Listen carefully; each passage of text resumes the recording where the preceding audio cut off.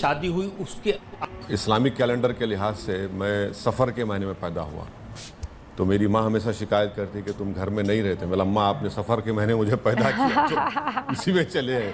तो सफ़र से सियासी सफ़र शुरू हो गया। शिकायत तो वाइफ को भी होगी, क्योंकि जिस दिन शादी हुई उसके अगले दिन सुबह विधानसभा में भाषण देने पहुंच गए। हाँ, आप कर्म ही पूजा है। ये रजत जी आपको पुराने जख्म कुरेदने की बड़ी बुरी आदत है। तो ये किंग्स ग्रुप जो असद को इतना पीछे से बैकअप कर रहा है, गाड़ी तक दे रहा है, उसके शास्त्रीपुर में घर तक बना के दिए, उसका फंड करते हैं, ये ईडी बाहर क्यों नहीं आया बताइए। हेलो मित्रों, मैं मोदी जी नहीं हूँ तो मोदी जी जैसा बोलूँगा भी नहीं। अब तुम जरा इमेजिन करो, एक कटघरे में असादुद्दीन ओवैसी हो और माधवी लता हो, तो नज़ारा कैसा होगा। क्योंकि असादुद्दीन हम जानते हैं कि मुस्लिम कम्युनिटी को कैसे रिप्रेजेंट करते हैं, कैसे वो एक अलग ही लुक में रहते हैं। और माधवी लता को तुम ले लो, उनका लुक अलग ही रहता है और वो एक कटघरे में हो। और सवाल हिंदू मुस्लिम हो, नॉट सवाल हिंदू मुस्लिम, बस इमेजिन करो कि अगर माधवी जी हो तो उनसे जरूर पूछा जाएगा कि आप ऐसे लुक में क्यों रहते हैं, और ओवैसी जी हो तो उनसे पूछा जाएगा कि आपका ऐसा लुक का राज्य क्या है। तो चलो देखते हैं, ये मौका दे रहे हैं रजत शर्मा आपकी अदालत में। लेट्स वॉच, अंत में बोलेंगे कि माजरा क्या है। हैदराबाद से के कविता इस समय तिहाड़ जेल में है।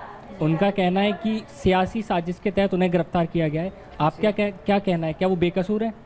इतना जब शोर मचा है कविता जी का ईडी का अरेस्ट, तो ये किंग्स ग्रुप जो असद को इतना पीछे से बैकअप कर रहा है, गाड़ी तक दे रहा है, उसके शास्त्रीपुर में घर तक बना के दिए, उसका फंड करते हैं, ये ईडी बाहर क्यों नहीं आया बताइए आप। इसीलिए क्योंकि वहां के जर्नलिस्ट डरते हैं ऐसा असद से। अच्छा साहब, ये बहुत बड़ा दुनिया है, यहाँ पे बहुत जोते रहते हैं। सवाल कोई किसी पर पूछे, आप उसको ओवैसी साहब से कनेक्ट कर देती हैं। उन्होंने के कविता की कविता की बात की थी, आप इसमें ले आए। और क्योंकि कविता जी के पिताजी जो केसीआर साहब है, असदुद्दीन जी जो एएमआईएम के प्रेसिडेंट है, मामू बांजे है साहब। आप समझ नहीं रहे बात, वो तो कुल्लम कुल्ला बोलते हैं, मैं मामू बांजा मामू बांजा मामू बांजा। जब मामू बांजा का रिश्ता है तो सभी मिला हुआ रहता है ना साहब।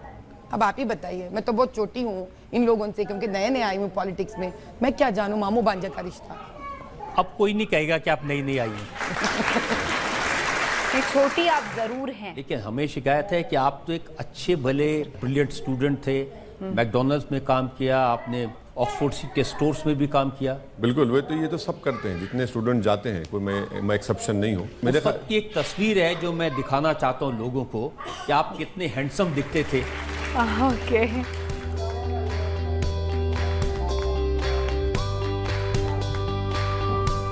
आज नहीं है, आज नहीं है। हैंडसम अब भी है, लेकिन अब आप सियासत के लिए ये टोपी, दाढ़ी, अचकन, पजामा नहीं, ये सियासत के लिए नहीं है, ये हमारे हैदराबाद की एक तहजीब का हिस्सा है। मैं इसमें अपने आप को कंफर्टेबल महसूस करता हूँ कि सियासत के लिए नहीं पहनता हूँ। लेकिन सियासत में आ कैसे गया?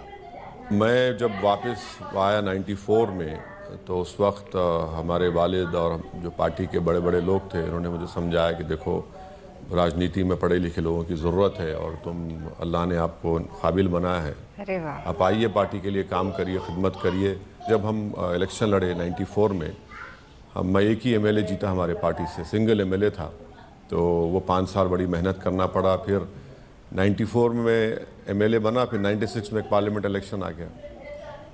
आप थोड़ा सांस लिए, फिर 98 का एक पार्लियामेंट इलेक्शन आ गया, फिर 99 में एक और आ गया।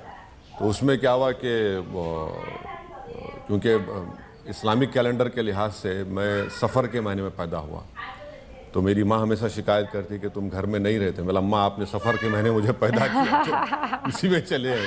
तो सफ़र से सियासी सफ़र शुरू हो गया। शिकायत तो वाइफ को भी होगी, क्योंकि जिस दिन शादी हुई उसके अगले दिन सुबह विधानसभा में भाषण देने पहुंच गए। हाँ, आप कर्म ही पूजा है।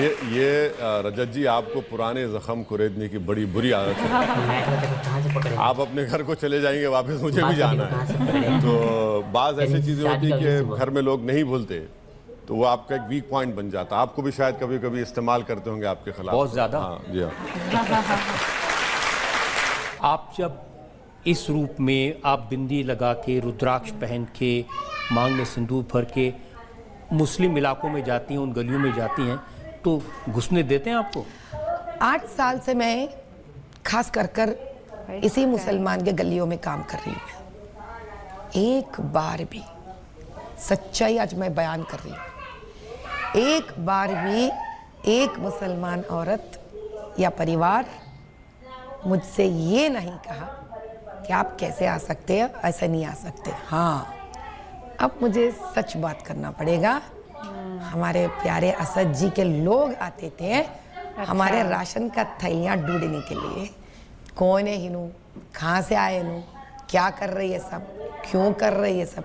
और अक्सर मेरे ड्राइवर्स डर जाते थे क्योंकि सिर्फ मेरे साथ 2 या 3 लोग आते थे मेरे साथ काम करने के लिए।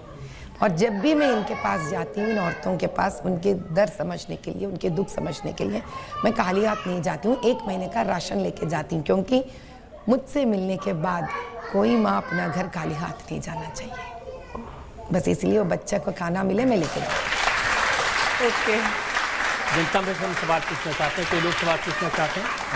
अच्छी बात कह रही हैं। हैदराबाद के गुंडे और जितने भी लोग होते हैं वहाँ पे जो गुंडागर्दी करते हैं, उनसे लड़ने की हिम्मत आप में कहाँ से आती है? ये मेरी हिम्मत अकेली का नहीं है। इतने सालों से जो हिंदू और मुसलमान दोनों एक ही तरह से लड़ते आए, मैं उनसे तो महान नहीं हूँ बच्चा। वही शायद मुझे हिम्मत दिए है। अगर यही सोचते जाएंगे इंसान, तो क्या आज हम स्वतंत्र भारत देश में ऐसे बैठे हुए दिखते? किसी ना किसी को आगे बढ़ना चाहिए। अगर वो मैं हूँ, मैं अपने आप को भाग्यशाली समझ रही हूँ।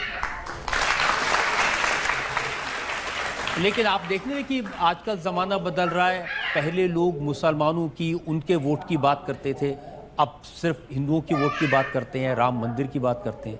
नहीं, मैंने जब 2014 में नरेंद्र मोदी भारत के वज़ीर आज़म बने, मैंने अपनी स्पीच में कहा था कि मैं आपको एक चीज़ की मुबारकबाद देता हूं कि आपने इस मिथ को तोड़ दिया, मुस्लिम वोट बैंक के।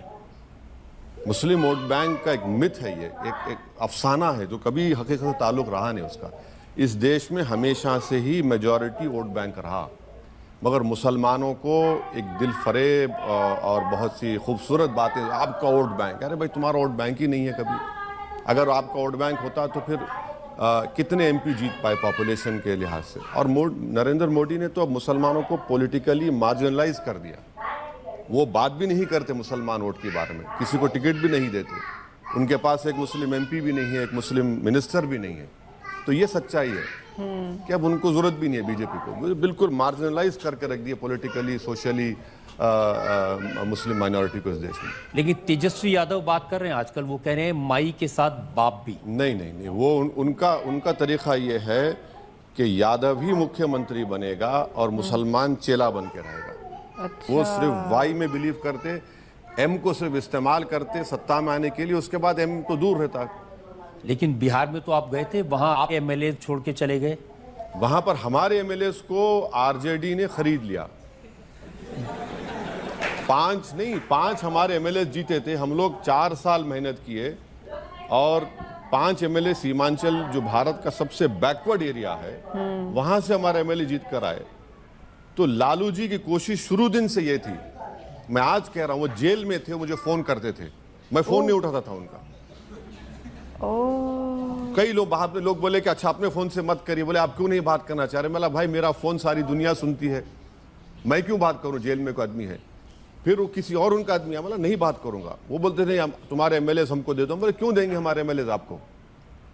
आप हमारे 5 एमएलए जीते, उन चारों को, बेईमानों को आपने खरीद लिया। और खरीद के सीमांचल को आपने क्या किया? कुछ नहीं फायदा किया सीमांचल का। अब क्या हो रहा है? अब उनके पास सत्ता चले गई। अब तेजस्वी को बताना पड़ेगा कि हाउ डू यू फील। मजा आ रहा है आपको अभी? ब्रो, बिल्कुल। तेजस्वी क्या गलती है? चाचा ने पलटी मारी है। मैं सिर्फ 19 सीट लड़ता हूं तो मैं वोट काटने वाला बन जाता हूं, और आप बीजेपी को 2-2 मरतबा सत्ता दे देते हैं, तो आप राजा हरिश्चंद्र हैं आप बताइए क्या है ये कितना पॉलिटिकल ऑपोजिशन क्या? इससे एक बात साबित होती है कि कोई भी नहीं चाहता इस देश में कि मुसलमानों की कोई पॉलिटिकल लीडरशिप बने। देखिए कितने सारे लीडर हैं, जैसे ममता बनर्जी हैं, उनके बारे में तो माना जाता है कि वो मुसलमानों की खैर ख्वाह हैं।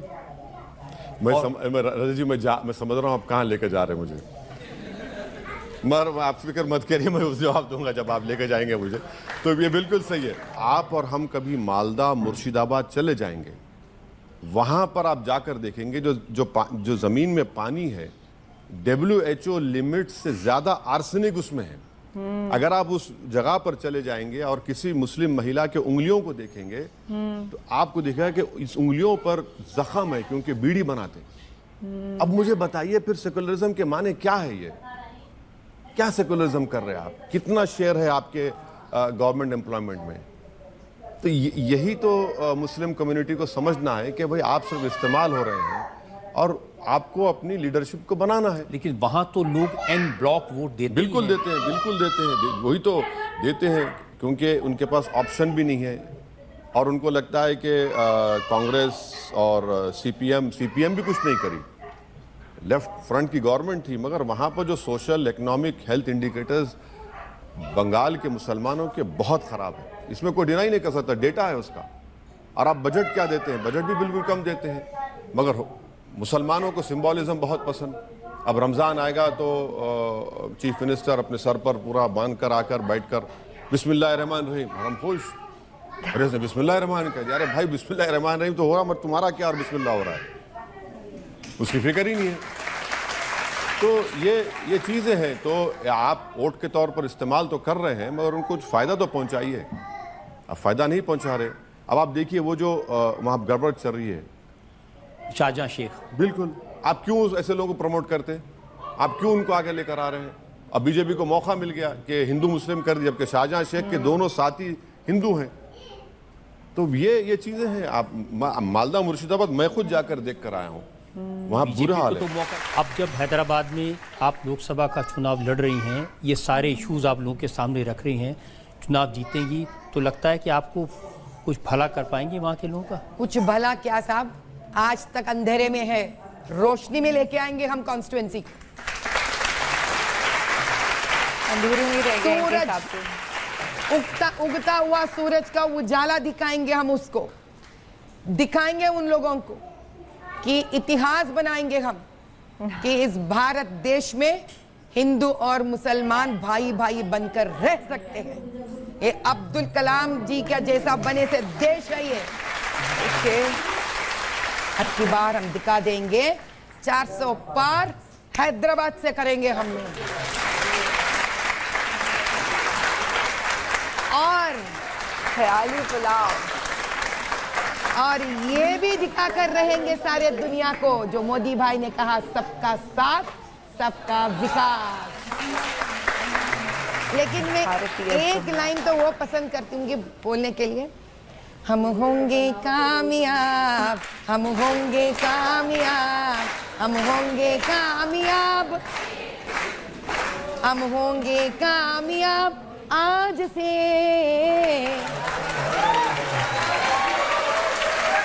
ओहो मन में गए विश्वास, पूरा है विश्वास, हम होंगे कामयाब आज से। हम चलेंगे साथ साथ, डाले हाथों में हाथ, क्योंकि सबका साथ परफेक्ट। भैया क्या इमेज बनाई। चलिए यहाँ एक और ब्रेक के रुकते हैं। ब्रेक के बाद आपकी अदालत में माधवी लता पर इल्जाम और सवाल का एक और। ये लोग बाहर आकर पॉलिटिक्स में बोलते हैं ये डेंगू है। साहब मैं कह रही हूँ, जिस धर्म को डेंगू बोले ना, उसी से किसी न किसी दिन प्यारे हो जाएंगे। और ऐसा कुछ नहीं। Okay, I will give her. हो गया क्या? Welcome back. आपकी अदालत में आज हम मुकदमा चला रहे हैं माधवी लता पर। आपकी अदालत में अगला इल्जाम। आपकी अदालत में हैदराबाद से बीजेपी उम्मीदवार माधवी लता पर इल्जाम है कि ये कट्टर हिंदूवादी हैं।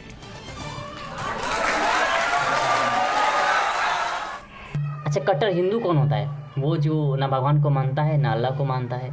मेरे माने में यही होता है, क्योंकि हिंदू का कोई ऐसा नहीं कि पैदाइश ही वो उनके हाथ में तलवार होता है और वो दंगे फसाद करते हैं, मुसलमानों के हाथ में तलवार होता है वो दंगे फसाद करते हैं, ऐसा नहीं होता है। जो अल्लाह को नहीं मानता, जो भगवान को नहीं मानता, मेरे हिसाब से वो हिंदू नहीं है, वो मुसलमान नहीं है। और जहाँ तक बात है माधवी लता की, तो उनका लुक तुम देखो, असादुद्दीन अवैसी जी के तुम लुक देखो, ऐसा उनको देख कर लगता है कि ये जो लोग हैं जो दो कम्युनिटी को रिप्रेजेंट करते हैं, एक हिंदू को और एक मुस्लिम को, उनको देख के ही लगता है। और मैं ऐसा मानता भी नहीं हूँ, क्योंकि उनके छवि अब तुम इसी में देख लो कि ये जो उनका गेटअप है, उनका पहनावा है, दाढ़ी एंड कुछ सूट बूट वगैरह, वो उनको कंफर्टेबल फील कराता है। और वहीं लता जी का कहना है कि ये जो लुक है मुझे कंफर्टेबल फील कराता है। आई मीन दोनों लोग एक दूसरे को बता, देखो छुपा तो रहे हैं, लेकिन छुपाने वाला कुछ चीज़ है ही नहीं, दिखा भी रहे हैं। तो कट्टर हिंदू वही होता है जो मैंने बता दिया है। एंड जहाँ तक बात है माधवी लता जी की, तो ये बोलते हैं कि हम तो मुसलमानों के बीच जाकर रहते हैं, खाते हैं पीते हैं, और ऐसा फील करते हैं कि हम फैमिली में हैं। और जब भी हम जाते हैं उनसे मिलने के लिए, उनके लिए महीनों भर का राशन ले जाते हैं। यार ये राजनीति नहीं दौर का है। और अवैसी जी बोलते हैं कि कोलकाता कई जगहों पे जहाँ पे वोट बैंक माना जाता है मुसलमानों को, उनको ठगा जाता है, उनको सिर्फ वोट के लिए इस्तेमाल किया जाता है, और मोदी जी इस्तेमाल करते हैं।